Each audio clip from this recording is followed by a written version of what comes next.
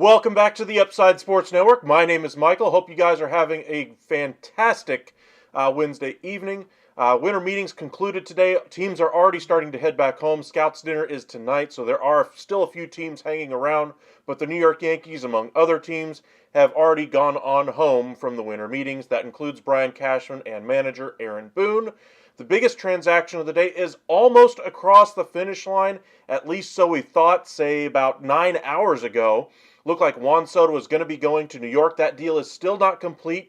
The deal is not described as dead, but it does sound like there has been some complications when it comes to information about the players being traded between the two teams and about the medical reports. So nothing to worry about yet. Might not even change anything with the deal, but there might have been a hiccup or two in one of the medicals. There has been no confirmation as to that was the case or whose physical or medical reports ultimately didn't check out. But the Soto deal is expected to get done. This is the biggest news for Yankees fans because this is the biggest part of their team that they could improve offensively. They're still looking for some pitching. They're said to be really hard in there for Yamamoto. We'll see if they ultimately are able to get both priorities done this offseason.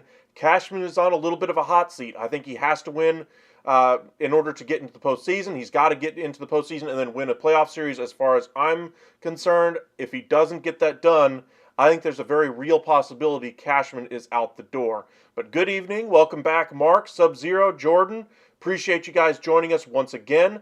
Juan Soto taking longer. Well, we just kind of explained why. It seems like the information between the players going back from the Yankees to the Padres didn't exactly check out with Padres personnel.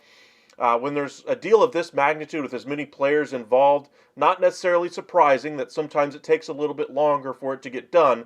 Doesn't sound like it's anything too bad as of yet, but we really don't have any confirmation as to what specifically the issue is. Now, this deal was supposed to have been finalized, around 4 or 5 o'clock this afternoon once the medicals and everything checked out. Well, apparently the issue cropped up. The Yankees were already heading out of the hotel, and the Padres are actually at that scouts dinner, so there's no way this deal is getting completed tonight. It will very likely stretch into probably the morning tomorrow, maybe even the afternoon. So if you guys are hoping for a live, we will probably be live for you guys once it does finally get finalized, and we'll break down all aspects of the deal. But for right now, the deal stands as Grisham and Soto go to the Yankees. Grisham going to be more of their fourth outfielder, defensive replacement in center field. I wouldn't be surprised if he gets more than a few starts there in center field because of the injury issues that you have to worry about with Stanton and with Judge. You want to keep those guys fresh and healthy for 162 games. By deploying Grisham, who's an absolutely fantastic defender in center field, really gives them a best lineup overall. And I think once he gets into New York, I think his offense will also improve. Left-handed hitter as well. Balances out their lineup quite nicely. For the Padres side of things, this clears off about $37 million from their payroll. Gets them really close to their goal of being around $200 million for the start of opening day. I've heard pundits on the MLB Network say now they can go out and spend a little bit of money and go after some starting pitching. I don't think that's going to be the case. I think they're still going to go the cheap route here and try to save money. I wouldn't be surprised if they tried to split off another piece or two, but I would not be surprised if the one free agent addition they tried to make was Ha-Sung Lee anyway, coming over from the KBO. So he's kind of a better version of Trent Grisham. I think they believe in center field. As good of a defender Grisham is, I think Lee's going to have that good of a potential anyway in center field. They compare him to kind of a better version of Ender Inciarte, if you will. But the rest of the package is 4 pitchers going back to the Padres. King and Thorpe, the big pieces there. But all 4 pitchers are basically Major League ready right now. Thorpe has a chance to compete for a rotation spot out of spring training. King will probably be in that rotation, kind of fills in nicely for Seth Lugo. But overall, good deal for both sides.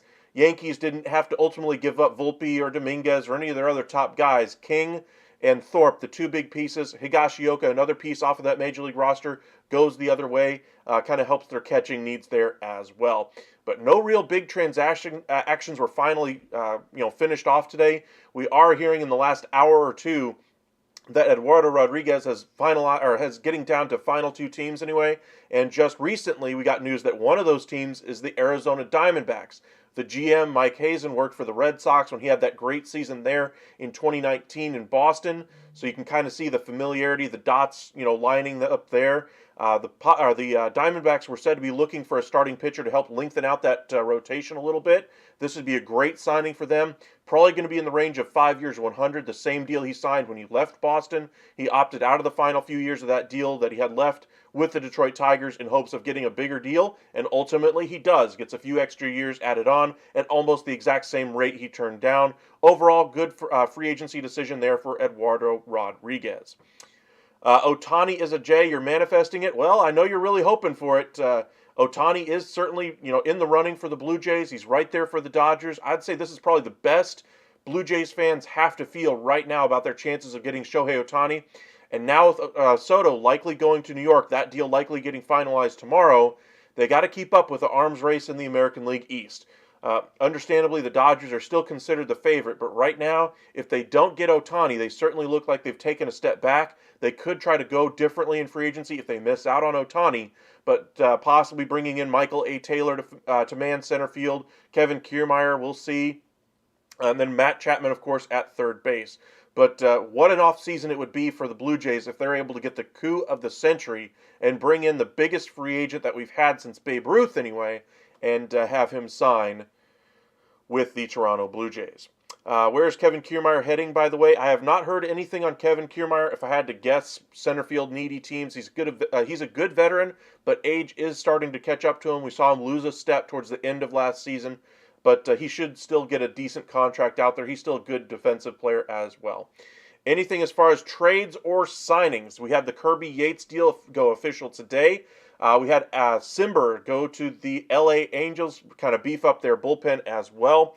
Not too big of a move. They're seeing a lot of rumblings around Stevenson, the relief pitcher from the Tampa Bay Rays. Seems like there's 3 or 4 teams in on that market as well.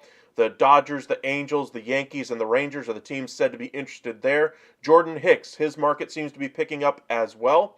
It seems like the Rangers, the Astros, and I believe it was the Blue Jays are interested in bringing in Jordan Hicks as well. Hey, Mike, what pitchers can help the Mets bullpen? Adam Ottavino would be a nice piece for them to bring back.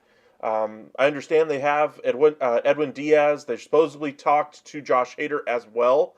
That would be a great 1-2 punch at the back end of that bullpen, but I would say more of 7th, 8th inning guys. I think Jordan Hicks was also mentioned as a fit there with the New York Mets as well.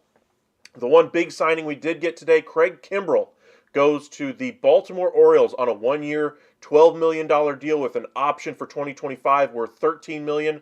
If that option is declined by the club, it's a $1 million buyout. So total guarantee for Craig Kimbrell, $13 million.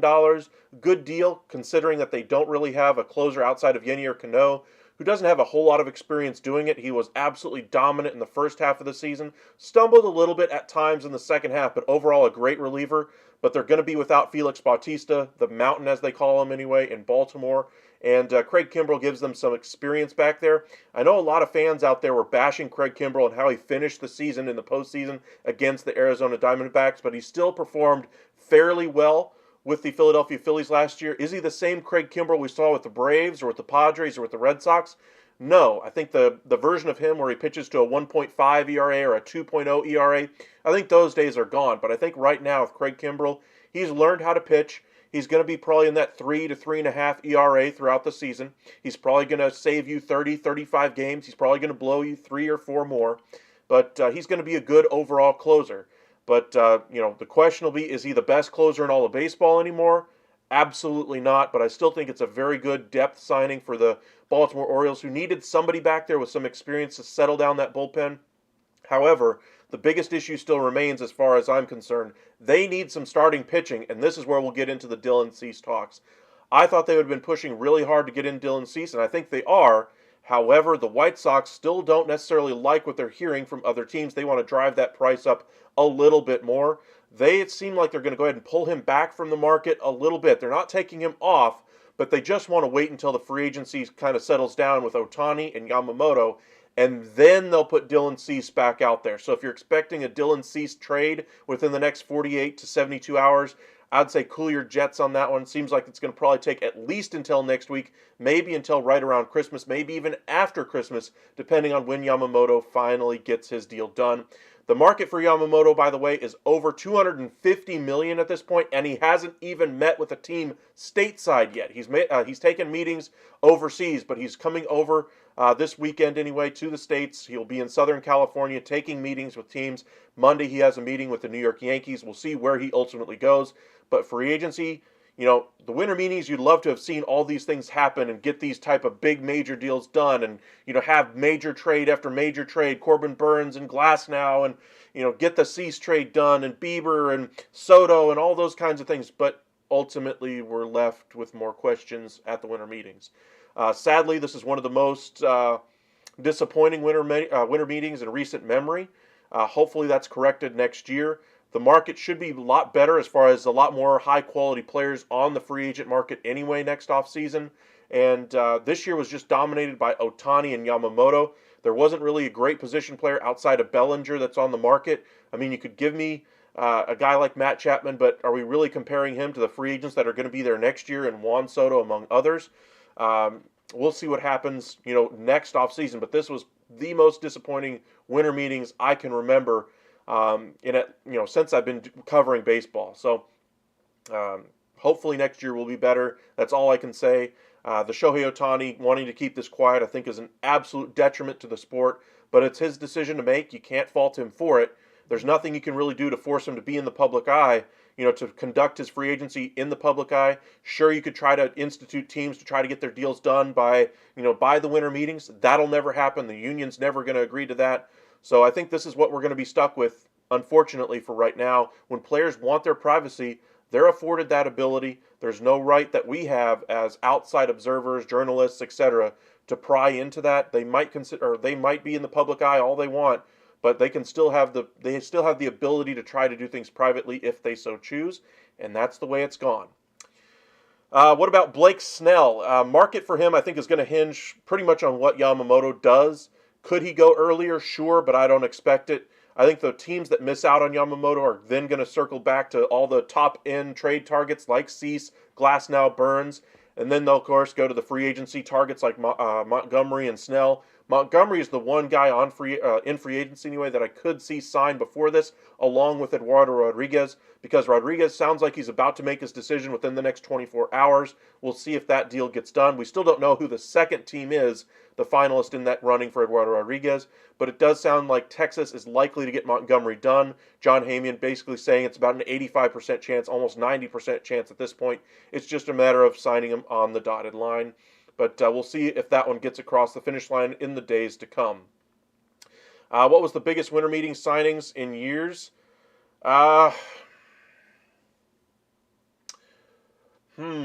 Good question. We've had a couple of them in recent memory, but the biggest, winter meetings I can remember is back in 2011. The Prince Fielder, the Albert Pujols, that type of free agency when all that money went down. But we've seen some big deals in the past. Steven Strasburg at one point, but last year was fairly decent. Reds are the other team in on Eduardo. I know they were one of the teams that were asking about him. I haven't seen that they were one of the teams confirmed as a finalist, though. Um, if they are in there as a finalist, that would make sense. I kind of picked them as one of the favorites to land Eduardo Rodriguez going into this offseason. Kind of fit their timeline as far as contention, fit the type of payroll that he would command. And so I think that would be a good fit, though, with the Cincinnati Reds. How about Justin Turner, DH for Mets? I think he would be a great fit going back to New York, but I just don't see him necessarily, fitting there because of his past history there. I think the bat itself would be a good fit, but I think there's other teams that would prioritize his bat, and I think he'd be more willing to go back to the West Coast, possibly to the New York, back to the L.A. Dodgers. Boston, of course, wants him back as well. Seattle's said to be interested. There's a ton of teams interested in DH-type players this offseason, and there's only about 4 or 5 of them to really go around. You have OHTANI, of course, JD Martinez, Turner, and Soler. Outside of that, there's not really a lot of great designated hitter types on the market. It speaks to the position player lack of talent, if you will, on the market right now. What are the odds of Snell going to the Angels if OHTANI doesn't sign? Welcome in, Evan, Vinny, Sub-Zero. Appreciate you guys joining us. Snell to the Angels does make some sense. They're looking to spend some money even if they don't bring back OHTANI. I would expect them to try to acquire some starting pitching. It's said that they're trying to get some starting pitching on the trade market. They've been connected to a few names out there like Manoah and a few others. But I think free agency is probably the easier way for them to go just because they really have a poor farm system as it stands right now. So why would you trade from that poor farm system even further to try to get some starting pitching for right now when you're going to be a worse team without Shohei? They are the 4th best team clearly in the AL West. There's no way they're going to fix that without having Shohei. If they get Shohei, they're still going to need some starting pitching. But I just don't think they have the ability, the internal prospects to be able to get a trade done of the magnitude they're going to need. There's tons of starting pitching still out there, but there's still so many teams in need of it. If they want to get some starting pitching, they should do what the Cardinals did at the early parts of free agency, bring in some veterans on 1-year type of contracts. We're seeing, 1 year $12 million, 1 year $13 million type contracts being thrown around like candy right now. Luis Severino, Lynn, Gibson, etc., all signing deals very similar. Nick Martinez, 2 years, 26, another similar type of a deal. Ronaldo Lopez, 3 years, 30, another similar type of a deal. A lot of starters or potential starters getting that type of a money. Kenta Maeda also fits that category. But if they're looking for some starting pitching, maybe a guy like Seth Lugo could be a fit. But the market for him is also getting a little hotter out there with the Tigers and Red Sox competing for Seth Lugo. Mets are in that market as well. My prediction is OHTANI goes back to the Angels, and the Angels go all out and get an ace this offseason like Glasnow. They don't have the prospects to get it done, Fabio. I'd love to see the Angels, be competitive in the AL West. I just don't see it. If they're going to get a starting pitcher, an ace-level starter, their best chance is probably Blake Snell, maybe a Jordan Montgomery, somebody that's left on the free agent market. Eduardo Rodriguez would be a great fit for them as well. But that's kind of where the Angels, I think, need to focus, is on the free agent market rather than the trade market, because they don't have the prospects that really any of the other teams have to deal. Sub-Zero Angels still have Mike Trout and Anthony Rendon. I don't think OHTANI will go back. Rendon's been a net minus since he signed there. Ron Washington talked him up a little bit at the winter meetings in his interview on MLB Network, saying, hey, when this guy is healthy, he's still one of the top 10 third basemen in all of baseball.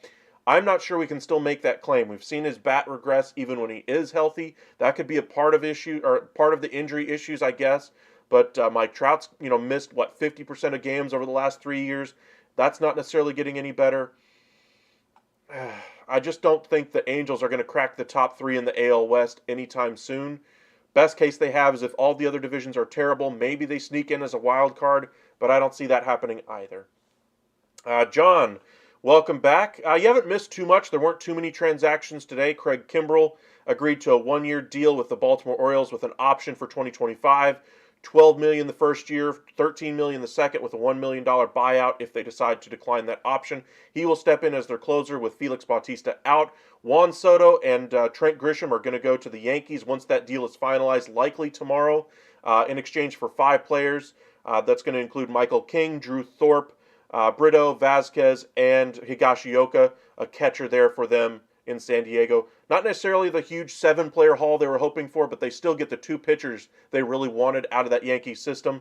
The deal is supposed to have been completed around 4 or 5 o'clock this afternoon after medicals and information was exchanged. Ultimately, there was some type of a hang-up. We don't know what specifically the hang-up was. The Yankees management and manager Brian Cashman and Aaron Boone both are on a plane back to New York already. And the Padres front office is at the Scouts dinner tonight for at the winter meetings. So this deal will not get completed tonight. Likely tomorrow morning, maybe early afternoon. But outside of that, you really haven't missed too much. Adam Simber goes to the LA Angels. Market for Stevenson, Hicks, Hader is all heating up, and then Eduardo Rodriguez is down to the final 2. With it sounds like the Diamondbacks and possibly the Reds are the final 2 teams there. The Yankees lineup is going to look scary with Soto. Absolutely. I think any lineup with Soto and Judge is going to look great. The question will be, how good is the rest of that lineup outside of those guys? Are they able to stay healthy? Are they going to have some injury issues like they did this past year? The rotation, is it going to stay healthy? Are they going to be able to add Yamamoto? They still have more to do this offseason. They're still an incomplete as far as I'm concerned as far as this offseason goes. They still have several weeks to go before we get to spring training. So I expect the Yankees to add a starting pitcher and add to that bullpen. King is a big loss for that rotation / bullpen. He was a bullpen arm, made a change to the starting rotation, and that's why his value was so elevated and why the Yankees were ultimately able to get the deal done without having to include some of their top-level prospects and young players like Jason Dominguez, like Anthony Volpe. So we'll see. Simber is a bum. He's had his good and bad years, both with the Blue Jays and the Guardians. I wouldn't say he's a bum, but when he's on, he's good. But once people figure out his arm angle and he starts to get a little predictable is when he runs into trouble. Judge would probably bat second. I still think Judge, I would agree with you there, Evan. I think Judge probably bats second. Soto probably third. LeMahieu probably your leadoff hitter. Torres, Rizzo, etc., somewhere in the combination there thereafter. Stanton as well is there. But we'll see how they decide to divvy up that lineup. They still have 6 weeks or so to go before they figure out what they want to do specifically. Heck, they could even have Trent Grisham lead off. He did it a lot with the San Diego Padres over the last couple of years. Mixed results anyway, but LeMahieu, I would say, probably gets the job there as the leadoff hitter. I would probably put LeMahieu, Judge, Soto, Stanton, Rizzo, Torres, and so forth. But that would be my starting lineup. And then, of course, what do they do at third base? Do they bring somebody in? Do they trade off Torres? They still have some questions to answer there in New York. But not too many headlines. The only headline around Yamamoto is that the market for him is getting over $250 million. Several teams have offers over that mark. With the posting fee, it's going to be over $300 million guaranteed, including the salary to the player and the posting fee to the team. So sounds like the market's getting pretty good, and we still got a few more days to go before he even gets stateside to meet with more teams. The Yankees are said to meet with him on Monday. It's going to be a very interesting free agency process, as far as that goes. Josh Hader, the only tidbits we have on him is that sounds like he's waiting for OHTANI to sign and likely will wait for Yamamoto to sign. So that might take some time. Josh Hader is looking for a deal in the range of Edwin Diaz. He wants to beat it. I don't think he's going to get the years. I'm with Dan O'Dowd on MLB Network. I agree. I think he's only going to get 4 years anyway. 5 years, a little bit of a risk. If ultimately there's so many teams out there with that much money in their pocket to burn, maybe he gets that 5th year. But if I'm a front office executive and I say, hey, you're only pitching 1 inning, you're not willing to go further, I'm only giving you a 4-year deal, at a such and such rate. If you're willing to go multiple innings, if you're willing to pitch further, which I'm expecting he will probably agree to, and the price is driven up by all these other teams on the market, then maybe I would say that the 5th year could be a legitimate chance for Hader. Rosenthal just retracted. Reds are not a finalist for Eduardo. Ouch. Reds, I still think they need one more starter, at least a number 2, 3 type starter, a good veteran. I think Eduardo Rodriguez would be fantastic for them. Josh Hader will get 4 years, 125. Are you nuts? Edwin Diaz got to set the mark for closers, just so you guys can get a frame of reference, Sub-Zero. Edwin Diaz, 5 years, 102. You're telling me that AAV is going to be that much higher for Josh Hader than Edwin Diaz? Ouch. And I wouldn't say that the market got better for closers because we saw once he signed the deal, did he even pitch for them at all last year? No. So the market didn't say, hey, this contract worked out for that team. Why don't we go ahead and sign another one and see if we can get that same luck? They don't have that to fall back on. So if I had to guess, best case scenario, if you're wanting to be the most optimistic guy in the world for Josh Hader, I would say 5 years, 120 million, 110 million would be the absolute roof on that contract. With a 5th-year option, I don't know about that. I don't know about the clown comment either. With the Bally Sports TV contract in question, what are the Rangers' options? Good question, John. That's kind of what threw the wrench early on into the free agency period for Chris Young and ownership there. It sounds like the Rangers' ownership is now footing the bill for whatever Chris Young sees as the best fit. I think this is their chance to really form a dynasty down there. And they really have the team to do it right now. They've got a lot of young talent position player-wise. They have some good prospects on the pitching side that are still probably a year or so away. But they have some good position player talent coming in the minors that they could trade to get some starting pitching, to get some relief pitching. And I wouldn't say they're completely out on OHTANI. Chris Young basically said so much when he was asked in an interview by Evan Grant of the Dallas Morning News that, hey, do you guys have the money because of the TV contract in question? And Chris Young and Evan Grant basically was alluding to the fact that, hey, is OHTANI out of the works because of the money issues that you might have with your contract? Chris Young basically said, no, we're in on every single free agent as far as it's concerned financially. Finances will not keep us from any free agent out there at all. So the Rangers, there was a report anyway a couple of days ago, Jeff Passan, et cetera, that said that the Rangers, Mets, and Red Sox had taken a step back in those negotiations. However, I'm still hearing that there's at least one mystery team, dark horse, etc., whatever you want to call it, that's still in there. I would not be shocked if the Rangers were that team, because those articles that said that the Rangers had that intestinal fortitude, the money to be able to get those things done, came out after that, or the announcement was that the Rangers had taken a step back. I wonder if this is just the Rangers basically saying, we're not going to do what the Dodgers did or the Blue Jays said and said, hey, we're meeting with this guy. I wonder if there's teams out there, maybe not the Rangers specifically, maybe it's the Cubs, the Braves, the Cardinals, whoever it might be, that are still in the market for Shohei that we have no idea about just because of how secretive OHTANI wants to be with this. His agent, Nez Bolello, is basically one of the best at keeping things close to the vest, and we'll see where he ultimately goes. I wouldn't be shocked if the Rangers turned out to be that mystery dark horse team, or even if it was the Red Sox, who seem to be right back in there. But I still think the favorite is the Dodgers, followed closely by the Blue Jays. Further on back would be the Angels, and then everybody else after that. But I wouldn't say they're completely out on any free agent until it's actually signed on the dotted line. But appreciate you guys joining us tonight. Again, final day of the winter meetings, not too much activity. Only real activity was the SOTO deal getting close to finalized, the Kirby Yates deal becoming official, Craig Kimbrell going to the Orioles, and then Simber going to the Angels. We saw a few other minor league deals as well, but nothing of major league significance as of yet. Hopefully we get to the catcher market starting to move in a few days, and the relief market is finally starting to move as far as that middle group. Stevenson seems to be like he's getting closer to a deal as well. Let me pull this up real quick.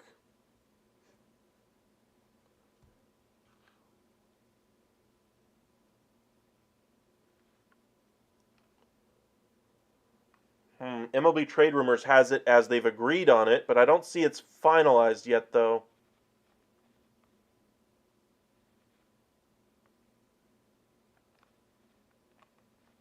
I have yet to see any confirmation of that. Let me check the Twitter real quick.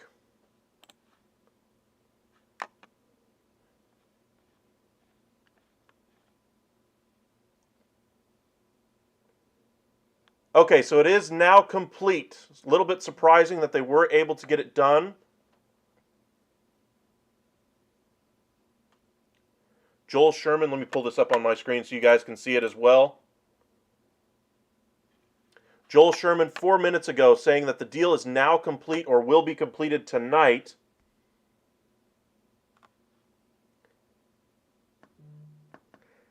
that's confusing by Joel Sherman. In one tweet, he's saying that it will be complete sometime tonight, yet in the tweet right after that he's quote tweeting is saying that it's now completed.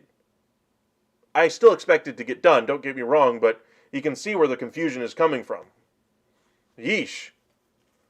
Yeesh. They're saying it's done, but then in the next breath they're saying it's not done. And then the next breath they're saying it is done. I don't know. Either way, it looks like it'll get done tonight. Bob, welcome in. What are the Phillies doing? Well, they're still looking for some bullpen help. They're said to be looking for a DH corner outfielder as well. So the Phillies are still looking at some of those options. Obviously, they lost Craig Kimbrell in free agency. He goes to Baltimore. I would expect them to try to look at some of those 7th, 8th inning options that I mentioned the previous night.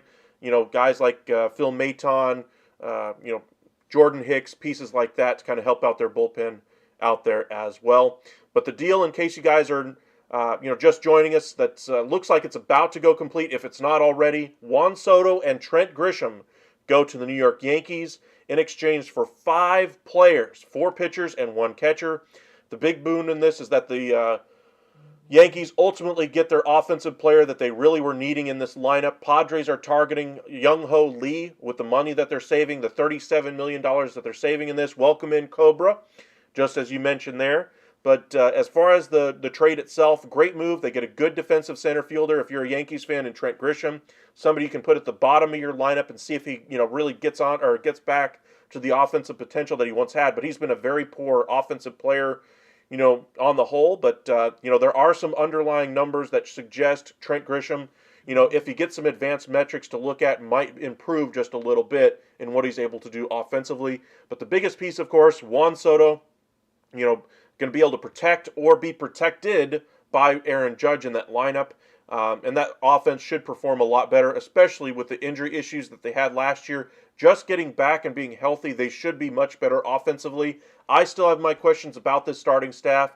I wonder about their ability to bring in Yamamoto. If they miss on Yamamoto, I don't necessarily see the guy out there in free agency that's going to say yes to pitching in a pinstripe uniform next season that's going to solve their issues. Of course, they'll have Cortez healthy next year, hopefully. They'll have Rodon healthy, hopefully. But that's a lot of hoping and praying, honestly, for that rotation.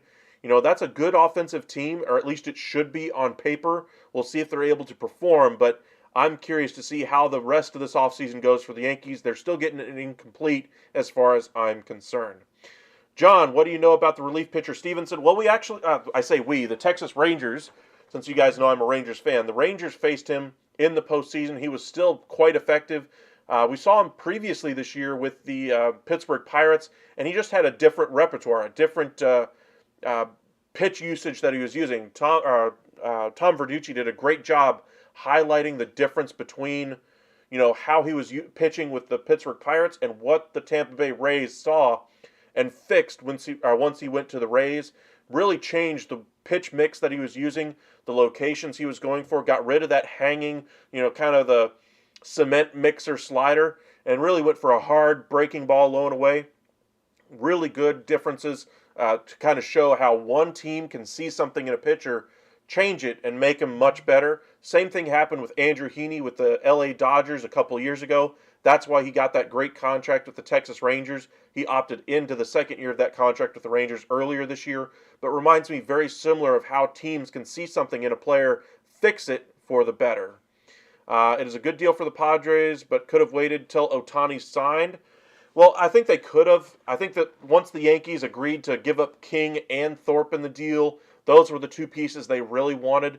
I still think they would have loved to get maybe 1 or 2 more A-ball prospect type players, but they got the principles of the deal that they were looking for. 2 guys that they can really hope on in that rotation.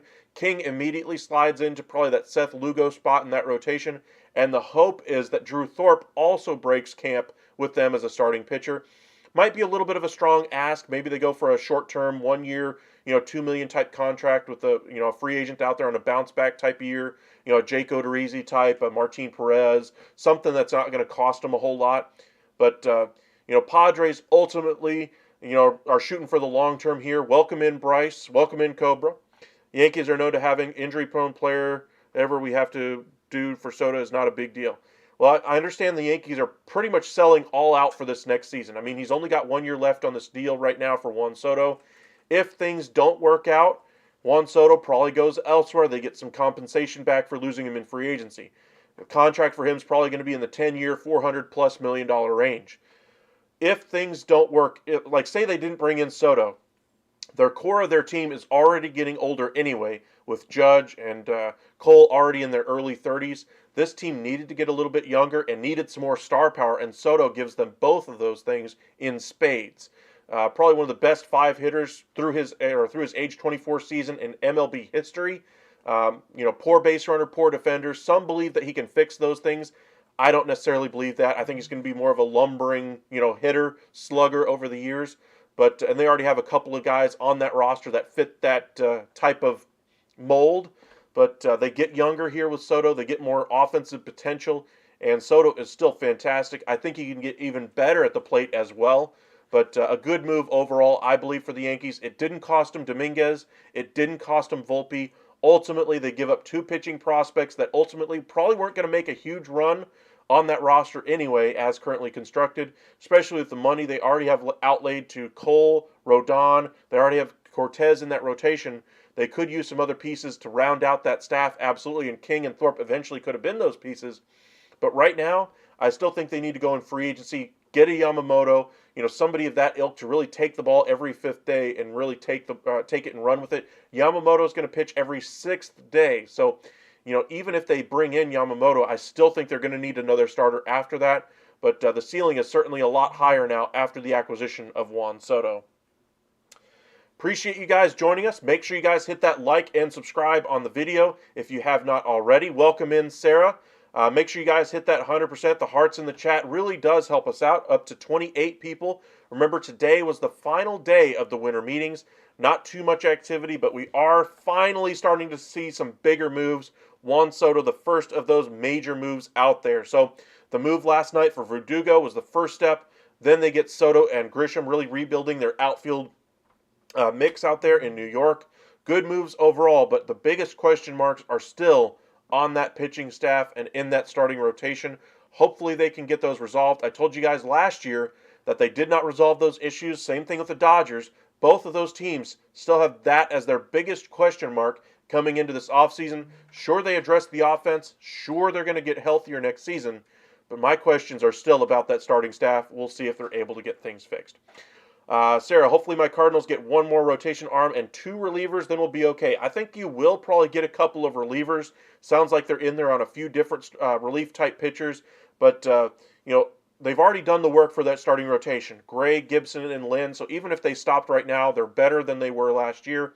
I wouldn't be surprised if they tried to bring in, a Cease, Glasnow, a Burns type pitcher to really, give them some more ceiling, some more high-quality pitching, some more high-quality innings out of the top of that rotation, and then maybe flip Matz or, one of their back-end starters later on in the season. But for right now, the Cardinals already did a great job this offseason. So we'll see how things go the rest of the way. Pardon me for just a second.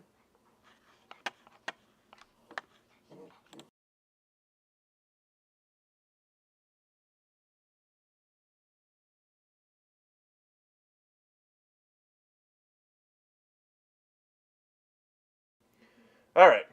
Sorry about that. All right, so let's see if there's anything else happening. Let's go ahead and update Twitter here just to see if everybody's now confirming that deal is indeed final.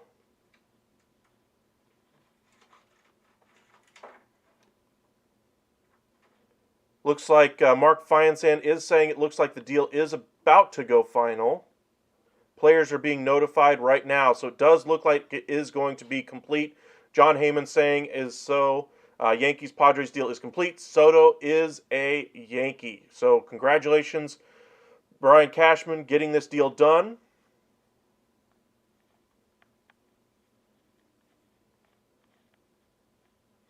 Doesn't look like anything else is happening at the moment.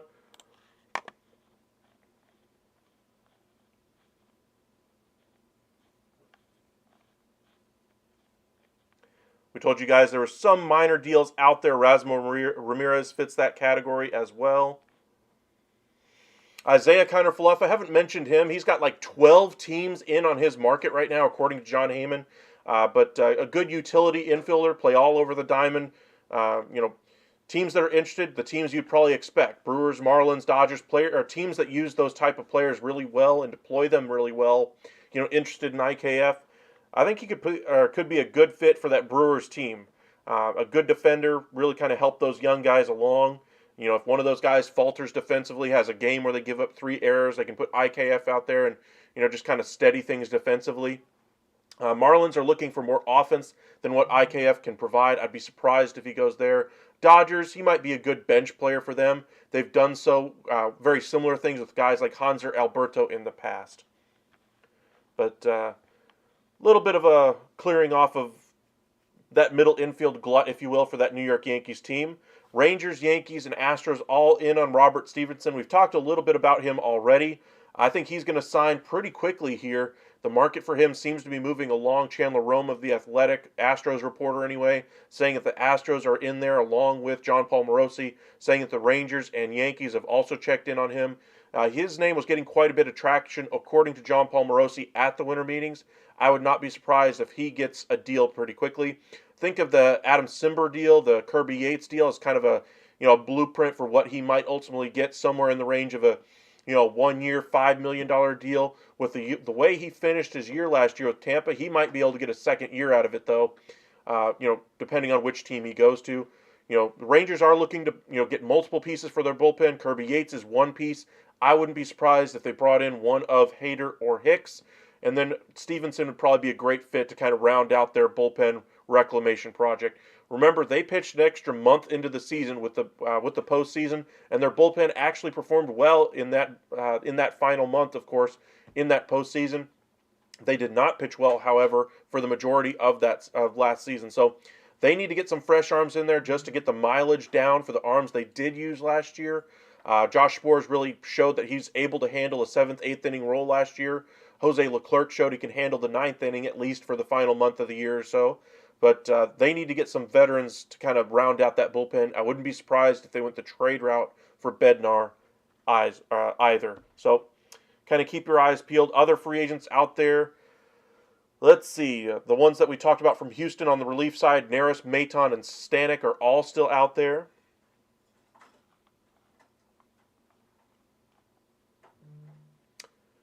They're predicting Stevenson to get 4 years, 36, according to MLB TR. I don't see anywhere near that close.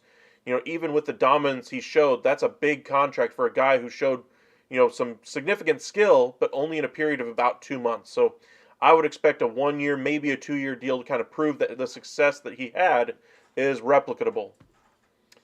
Eduardo is a D-back. Awesome. Let's see if we got that news. Left-hander Eduardo Rodriguez and the Arizona Diamondbacks are in agreement on a 4-year deal, $20 million per year, pending physical. That is absolutely great news for the Arizona Diamondbacks. Gives them a number 4 starter in that rotation. Not sure if he slots in as their number 4, but at least gives them at least 4 starters they can use in a playoff rotation. That's great news for the Diamondbacks. They needed a starter like this to lengthen out that rotation. They really didn't have anybody they trusted in that number 4 or 5 spot. I wouldn't be surprised if they still added another low-cost guy in that number 5 spot and allow those young guys to try to earn that spot in that rotation. But Mike Hazen gets a guy he's very familiar with in Eduardo Rodriguez. In case you guys missed it off the top of the show, Mike Hazen, the GM of the Arizona Diamondbacks, spent time with the Boston Red Sox when Eduardo Rodriguez had that great season there in 2019. Rodriguez parlayed that into a 5-year, $100 million deal with the Tigers, opted out of the remaining parts of that deal this offseason. Now he goes to Arizona, basically for the same numbers he turned down, but gets an extra year on top of that as well. We'll see if this deal ultimately gets across the finish line, but a great deal here for both player and team. Diamondbacks don't really have a whole lot of money to spend in free agency. You think of the money they spent on Madison Bumgarner all those years ago, 5 years, what was it, $85 million, $82 million, somewhere in there. This kind of fits that same type of a mold, but a little bit higher AAV. They got fat in that starting lineup, or in that starting rotation. A lot of their guys are on rookie-type deals, so they can afford this type of a deal for right now. Sub-Zero, so confused. Joel Sherman said the trade is complete, but what's the package? What's the Yankees trade update or so if it's fall? I saw it on Twitter. Joel Sherman said it's completed. Okay, so the confusing part is that in one message, Joel Sherman basically said it's going to be finalized. The next message, he says that it is complete. Then he says in another message that he's going to go live at 10:45 to discuss the deal, all those kinds of things. They're not all the way done with that thing until just a few minutes ago, when John Heyman and all the others basically said, hey, the deal is now complete, players are being informed, medicals have now been certified, all those types of things. The deal is done. The Yankees are acquiring Juan Soto and Trent Grisham from the San Diego Padres for a package of 5 players. The 5 players, Higashioka, anyway, the catcher from the New York Yankees, Michael King, Drew Thorpe, Brito, and Vasquez as well. So great package for the Padres, gets them, saves them $37 million off the payroll this year. Yankees get their star left-handed hitter, corner outfield bat, another star in New York, as well as getting a great defensive center fielder who's struggled with the bat, to say it kindly, but has some potential to kind of fix those issues in New York with the short porch out there in left.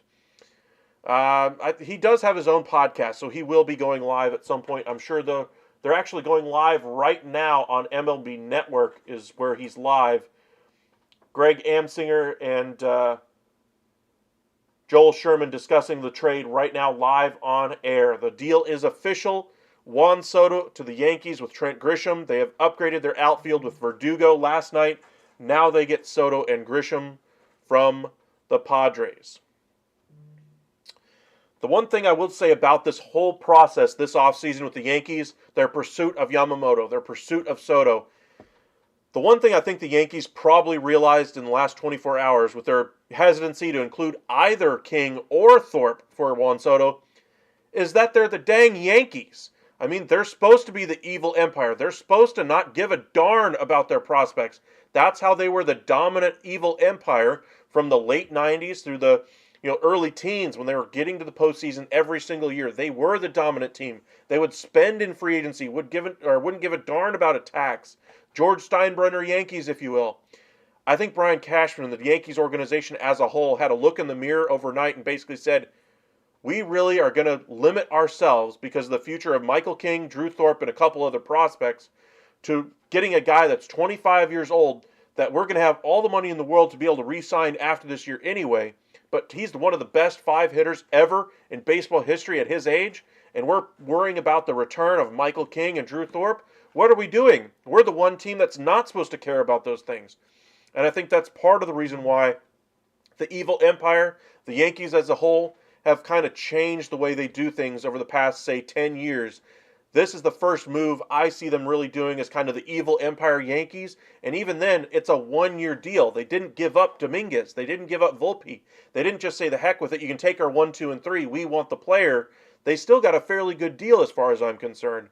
And they got a great defensive center fielder out of it to boot in Trent Grisham because the Padres were trying to save an extra $5 million on his deal. I think Yamamoto is going to be a very similar case here. They just need to, pull up, or what do you call it, pull them up by the bootstraps, if you will. Realize they're the Yankees, spend the money. Everybody keeps saying, Steve Phillips specifically on MLB Network keeps saying that for every Yankee dollar, there's another dollar with Steve Cohen's face on it. Well, that wasn't always the case. The George Steinbrenner Yankees, there would always be another Yankee dollar for every other dollar out there on the market. So maybe we're in for a very competitive market for Yamamoto. This could probably get over $300 million if things are to be believed that it's over $250 right now, even without including the posting fee. And he hasn't even come over to the States yet to take meetings with teams. He's taken a few overseas already with Steve Cohen from the Mets. He came and met the family, etc. But, I mean, he's still got meetings with the Giants, the Mets, the Yankees, etc., all lined up once he gets to Southern California next week. I would not be surprised if that market gets over $300 million at this point. And if the Yankees do what they did here with the Soto deal, realize this is the one chance they really have to get somebody 25 years old that could be an ace at the front of their rotation, maybe we see something really spectacular out of New York this offseason. But they got some more work to do. We'll see if they ultimately get it done. But, we all grew up, those of you watching, I'm 30-something years old now, I can't even remember. But those of you who are watching, 30, 40, 50 years old, You guys remember the days when, every single major trade, every single big-time free agent, who was automatically the favorite until they said, we're not that interested in this guy, and then the rest of the league would get to choose the rest of the free agents out there. It was the Yankees that made all of those decisions possible. It was the Yankees that ran court. And we haven't really seen that in the last 10 years. Other teams have kind of taken them to school anyway, if you will, saying, hey, we can win other ways than spending $300 million. The Oakland A's Moneyball years, the Tampa Bay continuing to, be just as good as the Yankees for the past 10, 15 years with a quarter of the payroll half the time. So, some interesting things to keep your eyes on the rest of this offseason is what mentality the Yankees choose to attack the rest of this offseason with. I think that Soto going to New York really gives them a leg up offensively if they can stay healthy. I still don't think they're done. I think they need to worry about that middle infield, the third base spot. But the biggest issue, even before the Soto deal, was their starting pitching. Whether or not they get Yamamoto, whether or not they get Snell, or any of the other starters that are out there, that still needs to be addressed before I'm convinced that they've solved their issues from a year ago. Soto does make their offense better. Don't get me wrong. Grisham does make their pitching staff and defense better because of how great a defender he is, but how much playing time is he going to get, and will his bat be worthy enough to be in the lineup enough to give him that time in center field? So, of course, injuries were a big part of last season for the Yankees.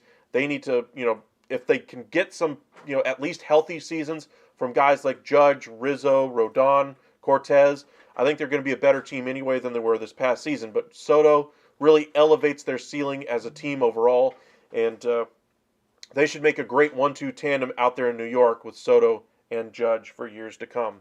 Looks like we're getting some more news. Let me check on this real quick. Vesting option for a 5th year, could take it to $99 million overall. Looks like Candelario is engaged in conversations with the Reds. Looks like that one could possibly get done in the next few days. But remember, they still have Jonathan India there with the Reds.